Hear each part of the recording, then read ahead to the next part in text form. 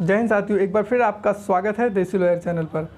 साथियों, आज हम बात करेंगे कि जज में और आईपीएस अधिकारियों में सबसे ज़्यादा पावरफुल कौन होता है, किसको माना जाता है।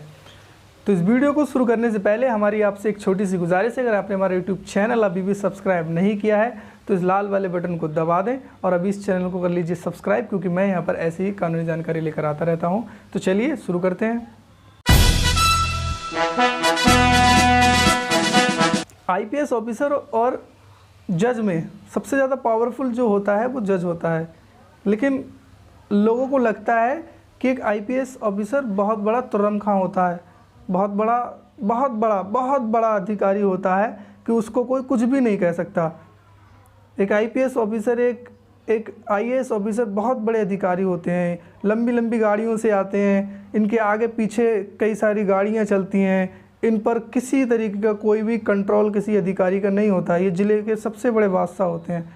तो ऐसा कुछ नहीं है, जज के सामने ये कुछ भी नहीं है। जज के सामने ना जब ये जाते हैं ना ये लोग, तो पहले अपनी टोपी संभालेंगे, पैंट को अंदर करेंगे, फिर कहेंगे जनाब।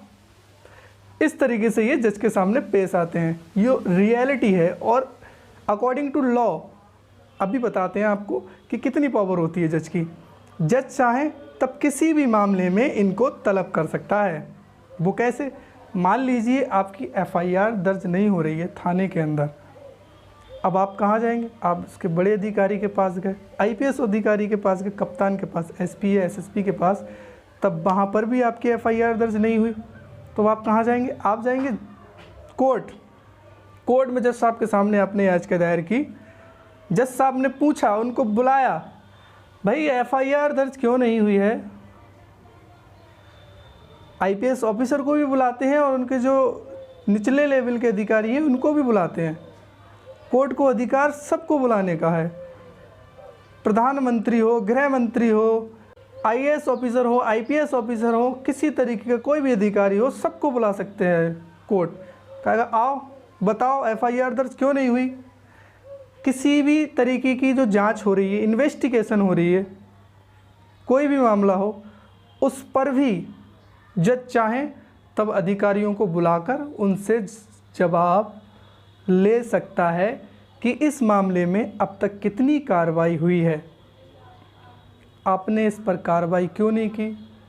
हमने आपको निर्देश दिया था कि आपको पीड़ित के बयान 2 दिन के अंदर कराना थे, उसका मेडिकल कराना था, या अन्य तरीके की जो भी विवेचनाएं चल रही हैं उन पे सवाल जवाब करने का अधिकार कोर्ट को होता है। अगर कोर्ट किसी अधिकारी को निर्देश देता है कि तुमको उक्त कार्य करना है और अधिकारी वो कार्य नहीं करता है, तब कोर्ट उसको 1 साल तक के लिए अंदर डाल सकता है। चाहे वो आईएएस अधिकारी हो, चाहे वो आईपीएस अधिकारी हो, उस पर अवमानना का केस ठोक दिया जाता है कि भाई तूने हमारी बात को क्यों नहीं माना। वो वांड है उस बात को मानने के लिए।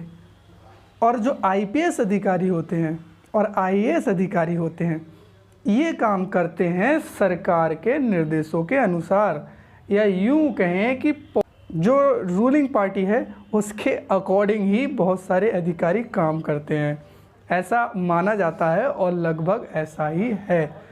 और अगर हम जजों को देखें तो जज किसी की भी नहीं सुनते हैं, वो स्वतंत्र रूप से काम करते हैं। वो केवल हाई कोर्ट और सुप्रीम कोर्ट के निर्देशों को मानते हैं। हाई कोर्ट के अकॉर्डिंग ही उनका ट्रांसफ़र होता है। हाई कोर्ट जब चाहे जब उनका ट्रांसफ़र कर सकता है, लेकिन हाई कोर्ट कभी भी जल्दबाजी में कोई फ़ैसला नहीं लेता है, किसी का जल्दबाजी में कोई ट्रांसफ़र नहीं किया जाता है। और इनके तरफ अगर देखें हम आईएएस और आईपीएस अधिकारी के, ज़िले में कोई बड़ा बवाल हो जाए या कोई सांप्रदायिक मामला हो जाए या अन्य तरीके का कोई और केस हो जाए जो बहुत ज़्यादा हाईलाइट हो जाए, तो ऐसे मामलों में अधिकारियों के रातों रात तबादले कर दिए जाते हैं। लेकिन जजों के साथ ऐसा नहीं होता है। तो इसीलिए जज बहुत ज़्यादा पावरफुल है।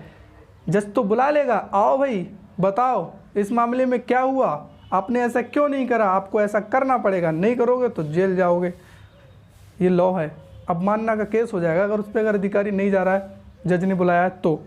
और दूसरी ओर अगर अधिकारी चाहें, आईपीएस ऑफिसरों में राज्य का सबसे बड़ा अधिकारी डीजीपी है ना, डीजीपी, और डीजीपी को भी एक ज़िले का न्यायाधीश उसको बुला सकता है, आओ भाई आओ, इस मामले में क्या किया तुमने, तुम्हारी पुलिस काम क्यों नहीं कर रही है, ये पूछ सकता है। लेकिन डीजीपी ज़िले के न्यायाधीश से ये नहीं पूछेगा कि आप क्या कर रहे हैं, आपने अभी तक इस पर क्यों सुनवाई नहीं की, क्यों कुछ नहीं किया। ये उसका अधिकार नहीं है, ये उसका राइट नहीं है।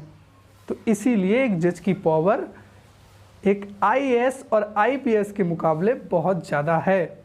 और इनकी सैलरी की बात करें हम, तो जज की सैलरी भी आईपीएस और आईएएस के मुकाबले ज़्यादा होती है। अगर कोई आईपीएस ऑफिसर है, डीजीपी बन सकता है, सीबीआई का हेड बन सकता है, या अन्य किसी जांच एजेंसी का हिस्सा बन सकता है, उसका हेड बन सकता है। आईएएस ऑफिसर प्रमुख सचिव बन सकते हैं, किसी मंत्रालय के सचिव बन सकते हैं। और अगर जजों की बात करें हम, तो ज़िले में जिला न्यायाधीश का पद होता है, जिसकी एक बहुत ज़्यादा वैल्यू होती है ज़िले के अंदर। वो जब चाहें डीएम, एसपी, एसएसपी इन सारे लोगों से सवाल जवाब कर सकता है संबंधित मामलों में। दूसरी ओर अगर स्टेट लेवल पे देखें हम, तो हाई कोर्ट के जज का जो मुख्य न्यायाधीश होता है, उसकी बहुत ज़्यादा रेपुटेशन होती है, बहुत ज़्यादा वैल्यूकेशन होती है उसकी पूरे स्टेट के अंदर।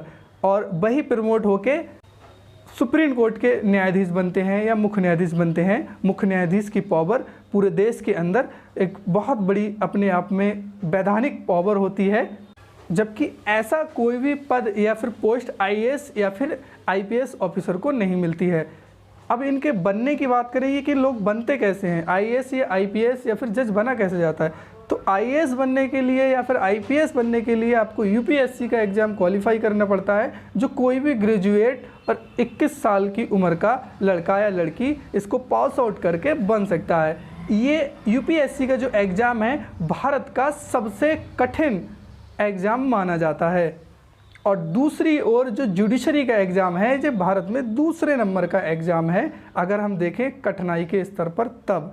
लेकिन फिर भी एक जज की पावर आईपीएस और आईएएस के मुकाबले बहुत ज़्यादा होती है।